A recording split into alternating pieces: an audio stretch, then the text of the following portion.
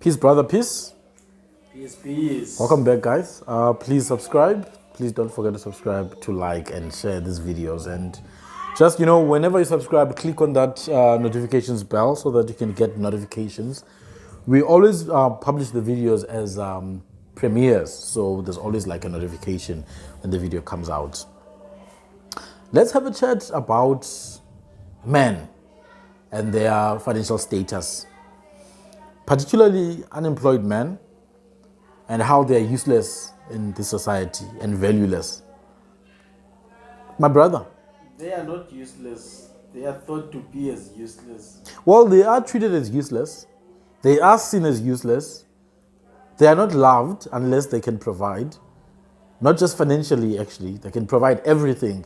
You have to provide everything as a man to be loved. Chris Rock, I think, I have my own reservations about him, actually. But he did say that women, it's only women, children, and dogs that are loved unconditionally. But man, there's so many conditions to be loved as a man. And this is not some pseudo activism that I'm trying to engage in. I'm not actually being an activist. I'm just pointing out the obvious. As a man, there's no such thing as unconditional love. Unfortunately, if anyone tells you that they love you for who you are, or they love you unconditionally, they're lying. That's a lie they've convinced themselves of, and that's a lie they're trying to convince you of. If you're a man, there's conditions. Not just from women, from family. There's conditions. From friends, there's conditions. Everywhere, if you're a man, you have to prove your worth. So, if you're a man, you don't have primarily a source of income, which means you don't have a way to provide. There's no provision under your name. Then you are practically useless to majority of society. That's what I mean. I'm not saying you're innately useless. Obviously, there's a lot that comes with being a man, my brother. Men are not just money-making machines. Men are complex creatures. The reason why society exists in the first place, we have the XY chromosome, the only chromosome that decides the gender of a child. But without us, there's no children. So let's talk about, firstly, the family structure and how the family dynamic changes once a man's financial status changes. One person said this, actually, it's not me, but it's this particular individual, that the difference between men and women, and we're not talking about women here, we're talking about men. I'm just going to point this one out. When men have money, they say that now I have money, I can get a wife, right? I can have children, can take care of my family. That's when men have money. Not all men are like that. That's a lot of men though. Some, when they have money, I can get some girls and all that, right? Even in traditional settings, when you can provide, you've got cows, you've got goats, you've got a house, then you are required to take a wife. Very important. And even maybe sometimes your parents, they might give you some cattle to go and start. Yes, as a capital, so that you can take a wife, so that you can have children. Very necessary for human beings, for us, to continue existing. But now when women, especially nowadays, when they have money, for them, I'm independent now. I can do whatever I want, whenever I want. I don't need a man. Can you see the imbalance? One, when they have money, they have to actually look for women. And usually, almost all the time, women who are in a less status than them, they look for them. The women now, they go out there, once they've got a lot of money, your Oprahs, you see. Once they have a lot of money, they actually don't want men. They may want some benefits that men have, or men bring forth, such as emotional, you have an emotional cushion. You have someone to listen to. You have someone to protect you. But once you have money, you can pay for that. You can pay a mechanic to fix your car. You can pay a plumber to do your plumbing, an electrician to do your electricity. You can pay a security guard to protect you. So women, once they have money, they don't need men, or at least that's what they convince themselves of.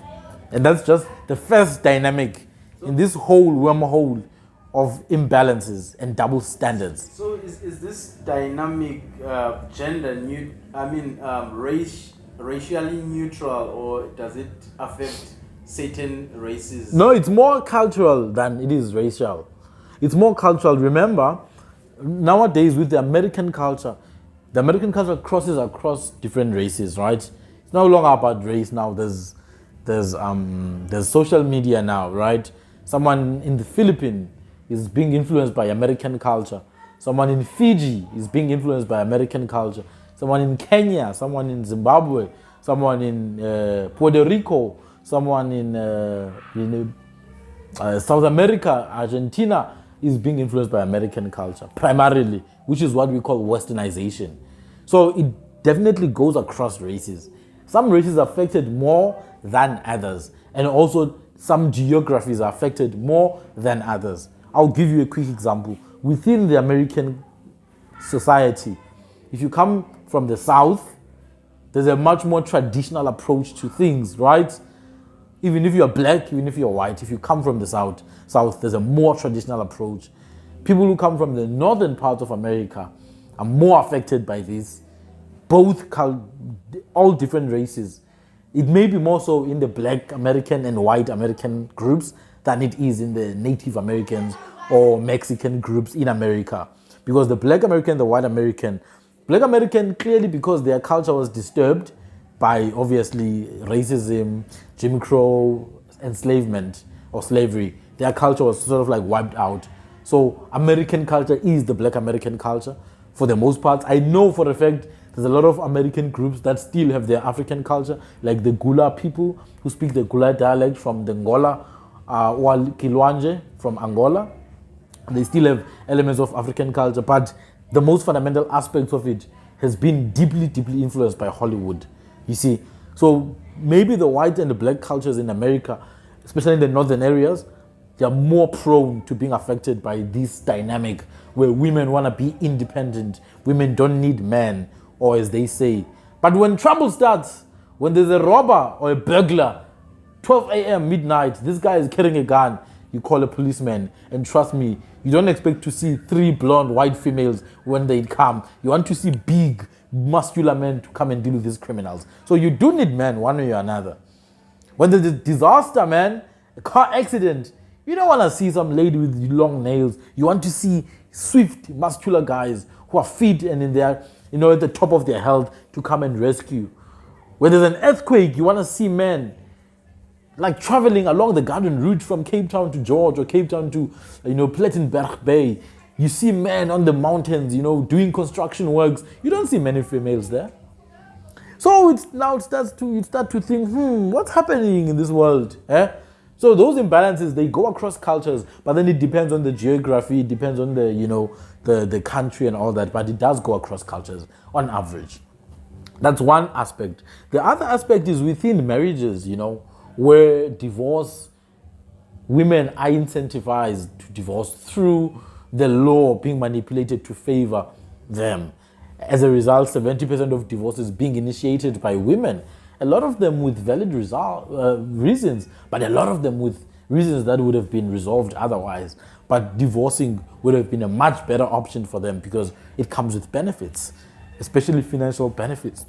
But beyond financial benefits, they almost exclusively have the rights to the children, way more than the man. So that's the second one, that the system currently incentivizes, it rewards such behavior, where now the women are favored more than the man.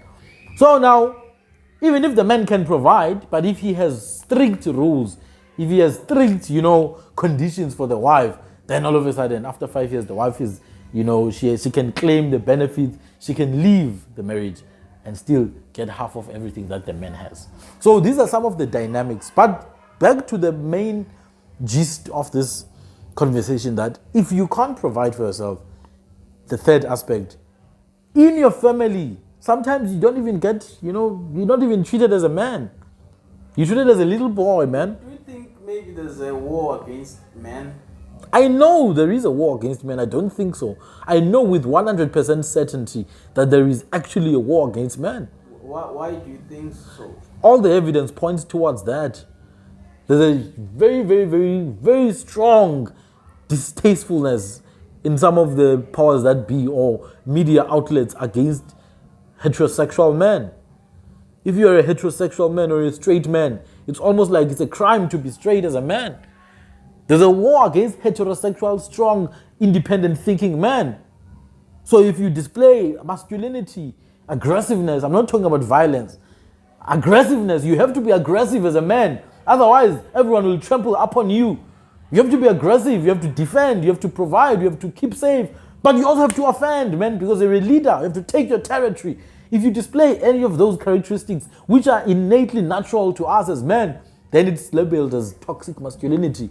You must be effeminate and subordinate. Then you're a good man. That's the only masculinity that's being praised. When men start showing emotions and men start showing this effeminate behavior, the moment a man starts showing, masculinity, it's toxic. Do you think maybe that's why we have so many movements for women, and we also have so many movements for gays and lesbians and homosexuality, but there's no movements that actually focused on men? Men need to stand up, my brother. I'm not even gonna comment on gays and all those other things. I don't know about them. I'm not part of them. I'm a man, my brother. It's men who need to wake up. Men have been so dumbed down that they feel guilty for being men. It's hard to be a man, man. Dude, it's hard to be a man. And when you start to look at it deeply, you might think some of these men are running away from being a man. It's hard to be a heterosexual male because you have to deal with everything that is focused against you because you are the patriarchal, blah, blah, blah. Whereas we don't even have anything like that here in South Africa, man. Black men have never run this country. There's never been an instance where black men have power in South Africa. Never! Show me one instance where black men have been in power in this country and I'll tell you you're lying right to your face. So there are a lot of movements of everything else. Let me answer the issue of the movements. There's a lot of movements for everything else, not just gays and what and women. There's movements for animals, man. There's movements. I saw people defending mice. Mice! That no, the mice were just trying to survive by eating your groceries. Don't kill them. Oh, the mice need help. But against man, there's a strong enemy that men are dealing with. And I know for a fact, at the helm of it is other men. Extremely, extremely perverted men who manipulate everything in their power to keep men under control. Because then they can keep on getting more profits through effeminization of males. Men are ashamed of being men. A lot of them are turning away from being men. I know, I've lost my point. All right. No, but what I'm saying is, if you can't provide men as a man, you're basically useless in society. Even young children have no respect for you in some families. Even here in South Africa specifically. You can't bring money at home and buy groceries and fix the house. Then you're not worthy of existence. At least that's how people behave around you. You can't even have a say in family meetings. The moment you start raising your hand, people don't even recognize you. But then when you have this, inyuku, mula, cash, izak, money, imali, once you have it, then you are everything wrong that you're doing. Then it can be, no, don't worry about that, we'll fix it because you can provide.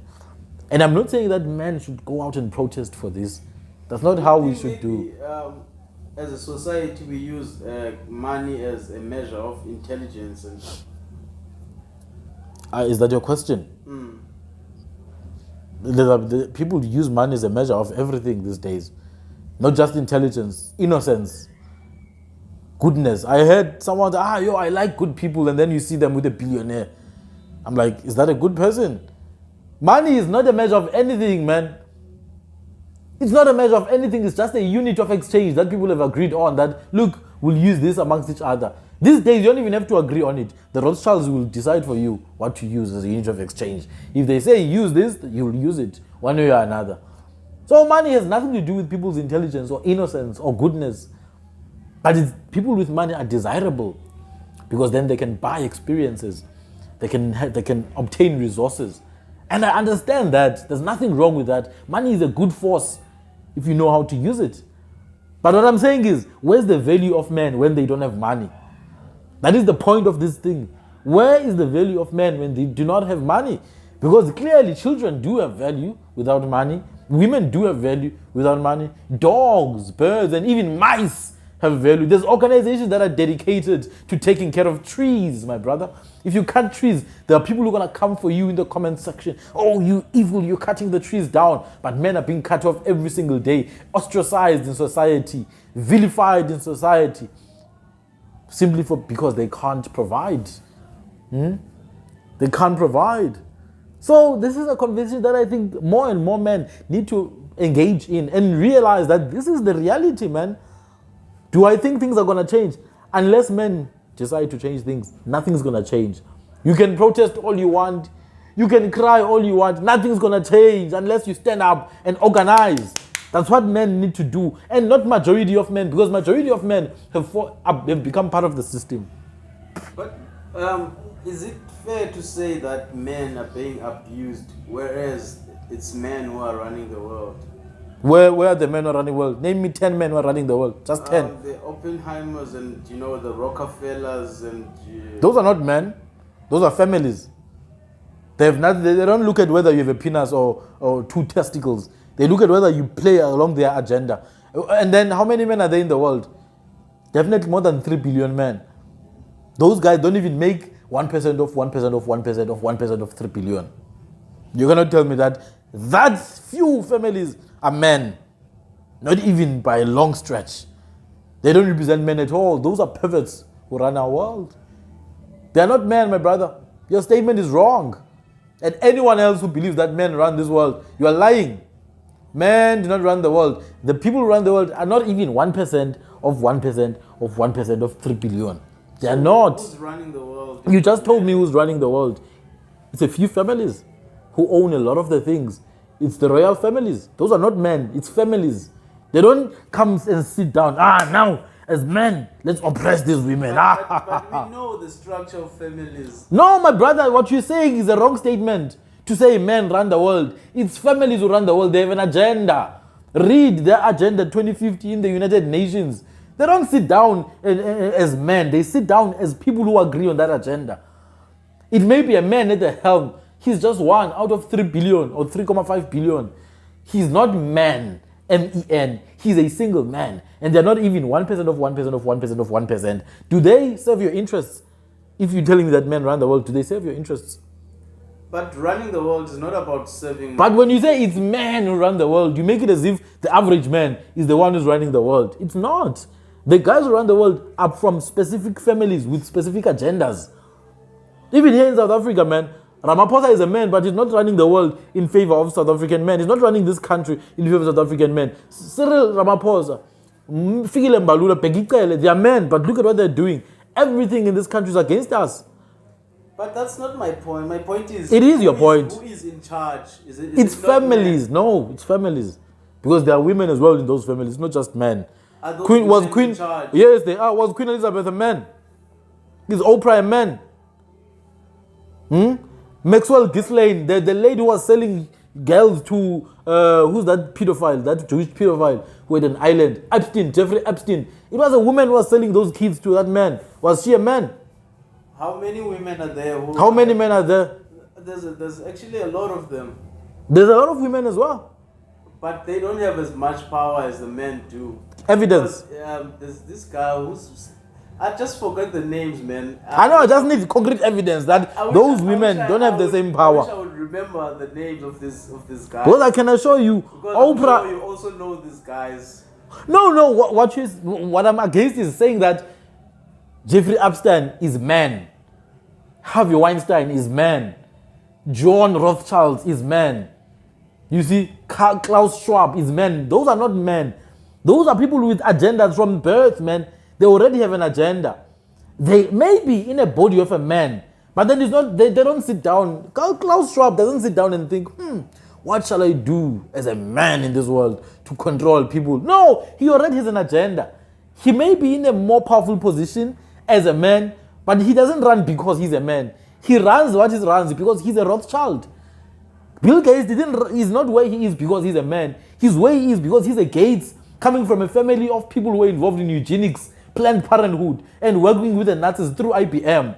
His mother was the one working with IBM. IBM working with the Nazis. She was a woman. She was not a man. She was not a man. So the idea that now, What about the Masons?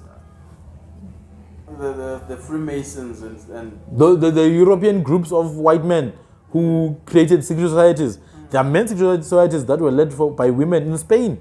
You can read about them. Ancient societies that were led by women. Just because there are men's societies doesn't mean there are no women's societies. Even in our culture, you know, there are things you will never know about. Only women know about them. Why is it wrong when it's men who have secret societies? I'm saying, and the Freemasonry is like running the most powerful. There are female Freemasons as well. Go check it out right now. Who began the party? The Masons specifically, men. But then there are also female societies that are as old or even older than the Freemasons. But why are you not asking me about the them? most powerful one. I don't know. I don't know because I don't have the measures. I don't have the numbers. I don't have the statistics. Those are dangerous statements now to use perception as reality.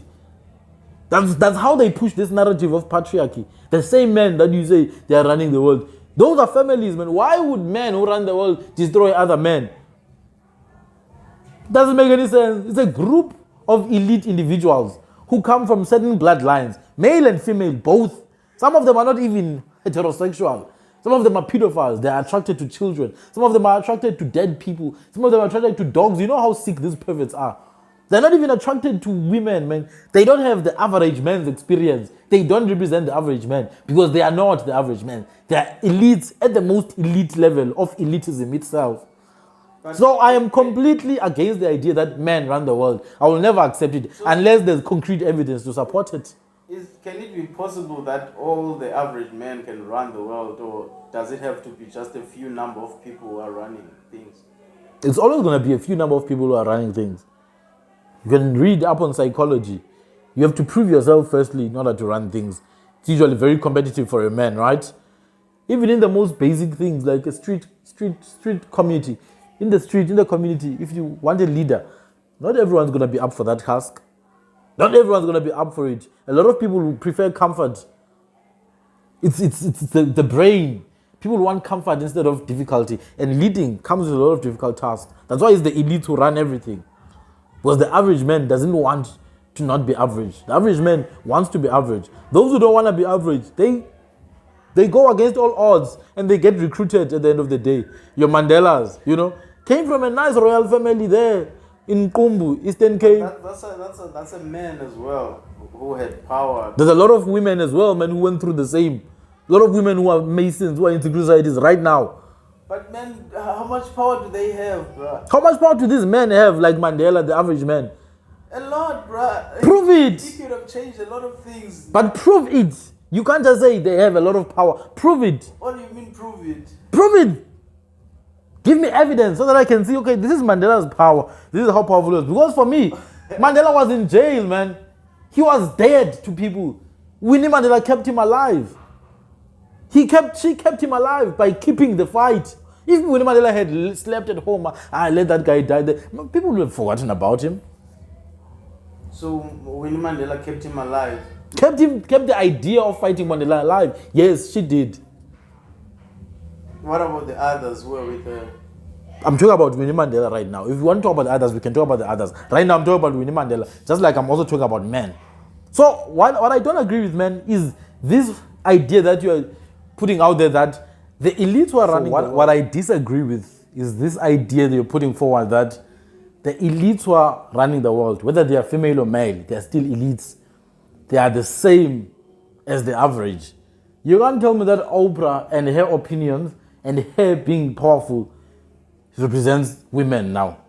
Because I can say then women run the world, even if it's just one woman there or two. It's women at the end of the day. That's what I'm saying. Men being the guys who are elites are not the same as men, the 99.99999% of men who are not running the world. It's like that whole idea that there's two snakes that are not venomous. If they bite you, you won't die. And then there's 98 snakes that will definitely kill you if they bite you. And they all come. And you say, hey, snakes, they are not dangerous, shame, because there's two snakes that are not dangerous. No, snakes are dangerous. Because the majority, we talk about the majority here. So you can't tell me that majority men run the world when 99.99% of men are as disenfranchised as women. Actually, a lot of women have even more benefits than men. And I'm not saying men are victims here.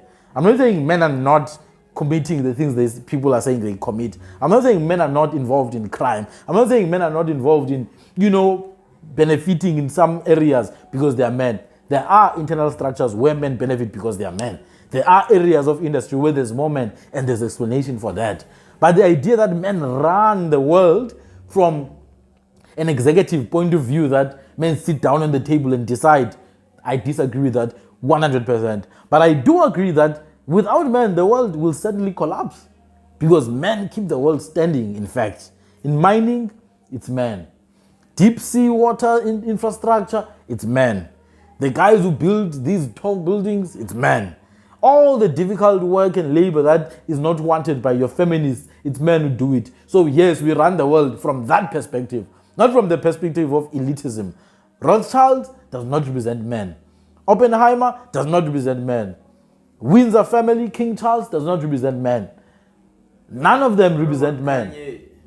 Kanye, he's just a puppet, man. Forget about him.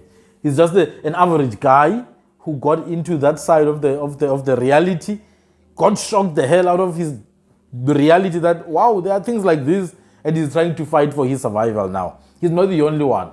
You had Michael Jackson go through the same thing. Prince went through the same thing. That's how Hollywood works. You see, Kanye, with as much talent as he has and the much influence that he has, he still goes through what he goes through. And you want to tell me that he runs the world? You have to think again. You have to think again. It's families. It's bloodline. And in this day and age, it's not about being female or male, my brother. It's about following the agenda. And the agenda does not discriminate whether you're female or man. It discriminates whether you are part of us or you are not. And these are elites of the elites. So the average man, when I talk about men, I'm not talking about the Rothschilds. I'm not talking about Oppenheimer. I'm not talking about Rockefeller. I'm not talking about Rupert. I'm talking about the average man. Dlamini. I'm talking about the average man. Magubane, Mkhize, Tlati, Stumo. Those are the guys I'm talking about. Those are the guys who suffer the most in this system, man. So you want Dlamini to run the world? I don't want anything. I don't want anything. I want him to see the reality so that he can be ready for it. I told you I'm not an activist for men. I'm not a superhero for anyone. I'm telling you the reality that if you don't wake the hell up, you will continue this cycle of oppression by few elites. I'm not saying Dlamini should run the world. I don't even give a damn about the world for that matter. I told you I believe in complete independence. So for that matter, what I want for Dlamini is useless. What I want for myself, I know about that. So whether Dlamini runs the world or not, I'm not concerned. What I'm saying is this current system is anti-man. If Dlamini wants to continue being a part of it, let Dlamini be a part of it. But he will bear the consequences because they're coming, and they're coming in strong, my brother. If you're a heterosexual man, you better brace for impact because it's not going to stop. You're not going to stop it by hoping. You're not going to stop it by crying. You're not going to stop it by fantasizing. Oh, one day. No, Baba, you take action right now and prepare. So, in families, man, you see crazy situations when a man can't provide. Even his wife denies him of his right. Mating in bed, he can't get to touch his wife because he can't provide. Some families, not all. In some families, you don't eat. In some families, you get even kicked out, man. Children don't respect you anymore because you don't contribute anything to the family. In family meetings, you're shut off. You're kicked out. You're the outlier. You're the outcast. Nobody wants to be associated with you. And this is what happens to men. And if men don't actually wake up to this reality, do you hear what I'm saying? Reality. I'm not saying this delusion. It's a real thing that's happening. If men don't wake up to it and protect themselves, build structures, make sure the people around them are people who've got their back, whether it's female or not, but it must be people who've got their back because there are females who have the men's back. There are females who will support a guy. Better make sure it's those females. There are friends who will be there for the guy. Better choose those friends around you. Because if it's not, hell is coming. Hell is coming. The long winter is coming. Even for women, my brother. This system is against women too. Don't be fooled by this feminism nonsense. It's a way to destroy women. Because the real agenda is to destroy the entire family structure. And you don't destroy the entire family structure by destroying men only. You destroy women as well. Sometimes destruction comes as help, but it's still destruction. Sometimes destruction comes as goodness, a bouquet of flowers, but it's still destruction. But wouldn't you say now, if you're bringing destruction to the world, won't that also affect your families as well, and and give a bad impact on? How is it going to affect them? You think the Rothschilds go to the same school as your children will go to? Do you think the Rockefellers The things go to the same clinics? For example, if you can take, for example, the fossil fuels that they are producing. No. You're talking about the environment. I'm talking about the family structure here. Let's not deviate. The environment is a different conversation. Climate change and all those nonsenses. Here is the family structure that they're destroying so that people can be cultureless, valueless, and easy to control. You see, let's not delve into fossil fuels and all that, because even that, the definition of a fossil fuel, that's another story for another day. They destroy family values so that the importance of family is reduced. When there's reduced importance of family, then there's more promiscuity. And then you send kids to school, program them to think that giving birth is wrong, giving birth is bad. They must prioritize fun and enjoyment. And they prioritize fun and enjoyment. They don't give birth. The birth rate is reduced. The birth rate is reduced. There's no children in the world. There's less people, easy to control by these elite families. It's easy to control. Then you can make sure everyone is a slave to work for you. Banning those fossil fuels that you're talking about. So does it not affect their families? No, it doesn't. Because remember, these people, man, these are families that have been around for a very long time. And I'm not even talking not just the Rothschilds. There's a lot of other families in Sweden, in Switzerland. It's a group of elites, you see, who want to maintain control. You may say this is a conspiracy theory. I don't give a damn. Go and find it out for yourself. And they're organized in councils, Council of the 14, Council of the 300, your royal families. That's why South African presidents have to go to England after they get elected. What are they doing in England? What ritual is it that they have to do there? Who are they bowing down to? Even kings have to travel to England. Even kings. Maybe they do it in secret nowadays because they know the public is not going to appreciate it. But the point is, as a man, you have to understand your reality. You're not going to be loved unless you meet certain conditions. That is the reality. It's not going to change. I'm not trying to give you false hope into thinking that someday people are going to love you for who you are. It's not going to happen.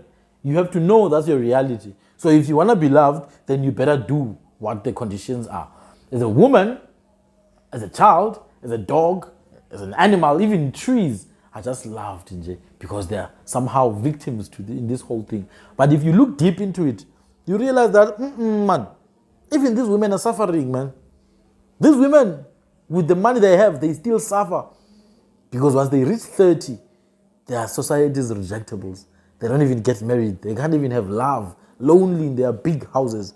Then you realize that the winter is here. The long night is here, my brother. As they used to say in Game of Thrones, winter is coming. Winter is coming, my brother. And it's going to fall down on people and they won't be ready for it. So all I'm saying is that brace for impact. That's what they say. When an airplane is about to crash, they say brace, Baba. You must be ready for impact because things are about to get even worse right now. We saw it with lockdown, my brother.